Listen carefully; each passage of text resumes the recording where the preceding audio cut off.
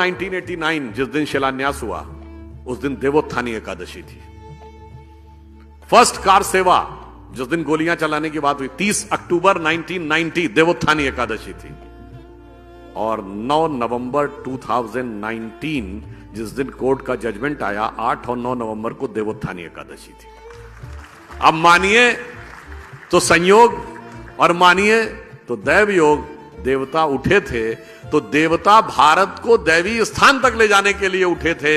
ये देव स्थानों का महत्व होता है जो लोगों को नहीं समझ में आता है कि जब वहां पे श्री राम लला विराजमान प्रकट हुए तो उनकी सबसे पहले पूजा किसने की थी? महंत दिग्विजयनाथ जी ने।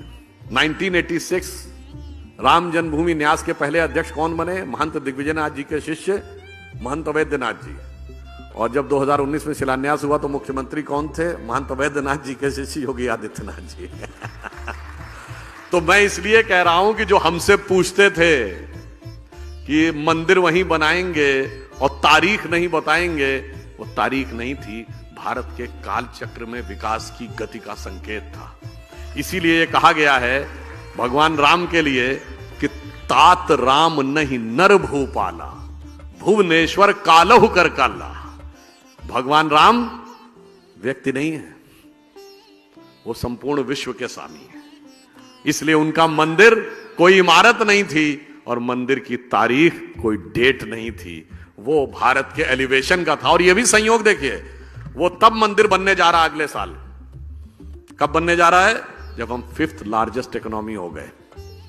और 5th लार्जेस्ट इकोनॉमी किसको हटा के हुए? ब्रिटेन को हटा के, जिसने हम पे हुकूमत की। आप काल चक्र की गति देखिए ना। और मजे की बात यह कि हिस्ट्री में जो बताया जाता है कि हमको अंग्रेजों ने यह कहा कि हिंदुस्तानियों पे इसलिए राज करना जरूरी कि इन्हें राज करना नहीं आता है। आज उनके यहां इतनी उठापटक हुई सरकार में कि एक इंडियन उनको बता रहा है कि राज कैसे किया जाता है। और अब हम कह दूं, जब राम मंदिर का शिलान्यास हुआ तो आप में से शायद बहुतों को ध्यान हो कि पहली ईंट किससे रखवाई गई थी?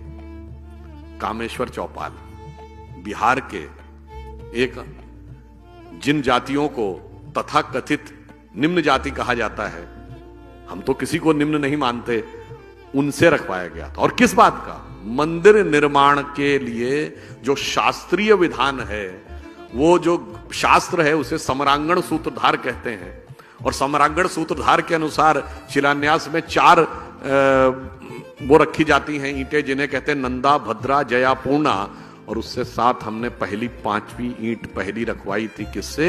जिसे आज आप कहते हैं सो कॉल्ड लोअर कास्ट। तो दैट मीन्स कि वो पूरा किस ढंग से संयोग था। और यह भी एक संयोग मानिए कि भगवान राम के जमाने में क्या हुआ था? भगवान राम का सीधे राज्याभिषेक हो गया था क्या? नहीं, पहले वनवास हुआ था, फिर माता शबरी का सम्मान हुआ, फिर निषाद राज का राज्याभिषेक, फिर सुग्रीव का राज्याभिषेक, फिर राम का राज्याभिषेक। और आज संयोग देखिए कि जब राम मंदिर बन के तैयार हो रहा है, उससे पहले हमारे राष्ट्रपति श्री रामनाथ कोविंद थे और अब राष्ट्रपति श्रीमती द्रौपदी मुर्मू हैं, जो शेड्यूल्ड ट्राइब से भारत की पहली महिला है। तो मतलब आप समझ लीजिए, जो राम के काल में हुआ वही राम मंदिर के काल में हो रहा। तो अब सबको समझ जाना चाहिए कि मंदिरों का महत्व और मंदिरों की गति और राष्ट्र के साथ उनका तदात्म्य का संबंध, कभी कभी मंदिर को लेके भय बहुत बनाया जाता है। जब राम मंदिर बन रहा था तो लोगों ने कहा अगर राम मंदिर जिस दिन बनने लगेगा